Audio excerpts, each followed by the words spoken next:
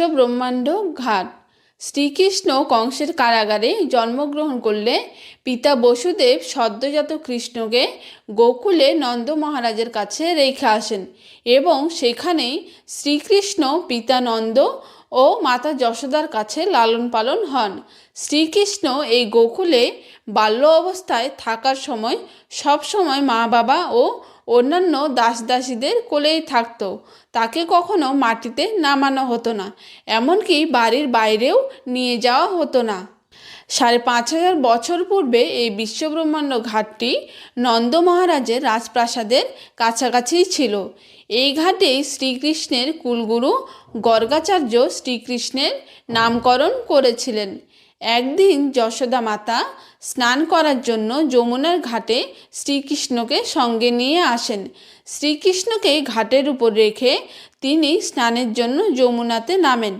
যেমনি যশোদা মাতা শ্রীকৃষ্ণকে মাটিতে রেখে স্নানে নেমেছেন, তখন ভূদেবী আনন্দের সহিত তার আরাধ্য শ্রীকৃষ্ণকে প্রণাম করতে করতে বললেন, প্রভু, আপনি এত দেরি করালেন আপনার চরণ পাওয়ার জন্য। আর দেখুন প্রভু, আপনার চরণ যখন পেলাম তখন আপনাকে সাক্ষাৎ স্বরূপ কিছু সেবা করাতে পারলাম না। আমি পৃথিবী, আমি আপনাকে কি দিতে পারি? তখন শ্রীকৃষ্ণ তার বিষ্ণুরূপ দর্শন করিয়ে ভূদেবীকে বললেন, দেখুন মাতা, আপনি সহনশীল। আপনার এই মাটিতে সাধু যেমন চলে, ঠিক তেমনি ছল চাতুরি ব্যভিচারী পাপিষ্ঠারাও চলে। আপনি কারো পক্ষপাতিত্ব করেন না। আপনার এই যে সহ্য ক্ষমতা আমিও নিজের মধ্যে ধারণ করতে চাই।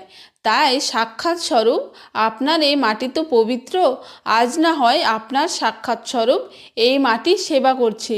এই বলে বাল শ্রীকৃষ্ণ মাটি খেতে লাগলেন। এই দৃশ্য দেখে ভূদেবী খুব আনন্দিত হলেন। এই মাটি খাওয়ার দৃশ্যটি যমুনা ঘাটে আসা গোপসখা সখীর মাতারা দেখতে পায়। তারা সবাই যমুনা ঘাটে স্নানরত যশোদার কাছে নালিশ করে, তোমার খোকা মাটি খাচ্ছে। এই কথা শুনে মাতা যশোদা রেগে গিয়ে ঘাটের উপরে এসে শ্রীকৃষ্ণকে ধমকের সুরে বলে, তুমি নাকি মাটি খেয়েছ, হাঁ করো মুখটা।